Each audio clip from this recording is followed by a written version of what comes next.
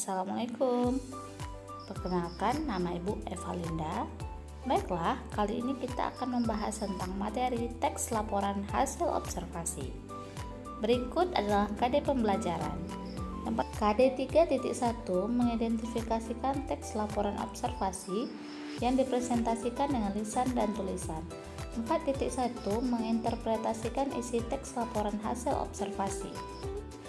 Tujuan pembelajaran pada materi ini yaitu peserta didik mampu menentukan isi pokok laporan hasil observasi dan menentukan ciri kebahasaan dalam teks laporan hasil observasi, menyusun ringkasan, dan terampil mempresentasikan hasil ringkasan teks laporan hasil observasi dengan rasa ingin tahu, kerja keras, tanggung jawab, bersikap bersahabat, atau komunikatif selama proses pembelajaran.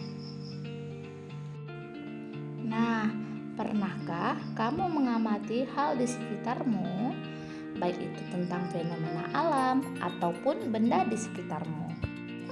Jika pernah, berarti kamu sudah melakukan observasi, karena observasi dapat dilakukan secara langsung maupun tidak langsung. Observasi langsung dapat dilakukan melalui kegiatan melihat, mengamati, meninjau, melakukan, dan merasakan. Sementara itu, observasi tidak langsung dapat dilakukan melalui membaca, mendengarkan informasi, mendapatkan berita, dan sejenisnya. Intinya, observasi adalah kegiatan mengamati.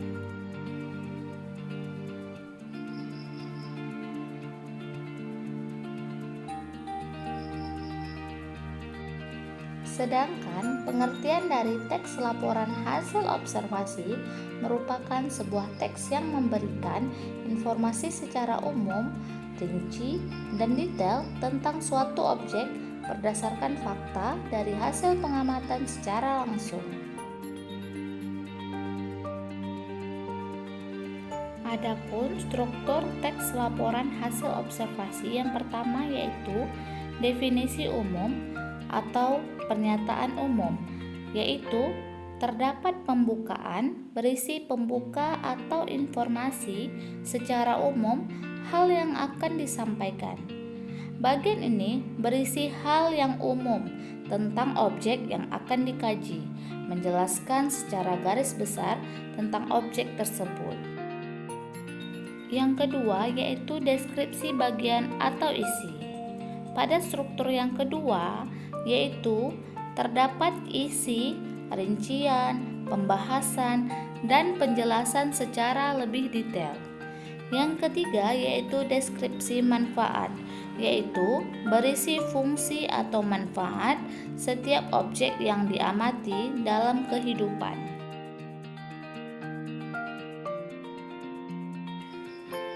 Berikut kaidah teks laporan hasil observasi. Kaidah teks laporan hasil observasi adalah sebagai berikut. Yang pertama, menggunakan kalimat definisi. Ciri-ciri kalimat definisi adalah menggunakan kata adalah, merupakan, yaitu, dan sejenisnya. Yang kedua yaitu menggunakan konjungsi atau kata hubung. Contohnya, dan, tetapi, atau, dan lain sebagainya. Yang ketiga yaitu menggunakan kalimat simpleks dan kalimat kompleks. Kalimat simpleks adalah kalimat yang menggunakan satu verba. Kalimat ini dapat disebut kalimat tunggal, sedangkan kalimat kompleks adalah kalimat yang memiliki lebih dari satu verba. Yang keempat yaitu menggunakan sinonim atau antonim. Yang terakhir yaitu menggunakan data atau angka. Jadi, dalam sebuah teks laporan hasil observasi, teks yang dibuat harus sesuai dengan fakta dan sesuai dengan data dari apa yang sudah diamati. Selanjutnya, Ibu akan membahas tentang prinsip-prinsip atau ciri-ciri teks laporan hasil observasi adalah sebagai berikut, yaitu yang pertama lengkap. Lengkap artinya di sini yaitu data dan fakta yang ada dalam laporan harus lengkap. Yang kedua, harus jelas. Artinya, dalam laporan tidak terdapat peluang penafsiran yang berbeda. Yang ketiga yaitu benar atau akurat. Artinya, data yang digunakan harus benar, tidak mengada-ngada, dan bisa ditelusuri kebenarannya.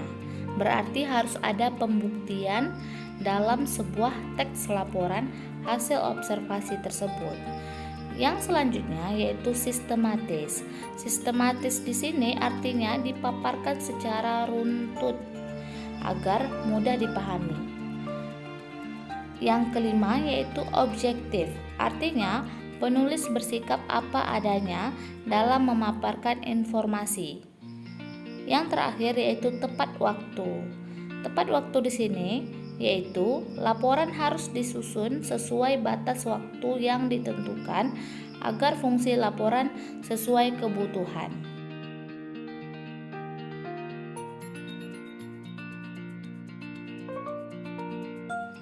Nah, itu tadi materi pembelajaran dari Ibu tentang teks laporan hasil observasi. Mudah-mudahan dari Ananda menonton video ini, mudah-mudahan Ananda bisa memahami dari materi pertemuan ini. Sekian dan terima kasih. Terima kasih sudah menonton. Semoga Ananda sehat selalu. Assalamualaikum. Dah.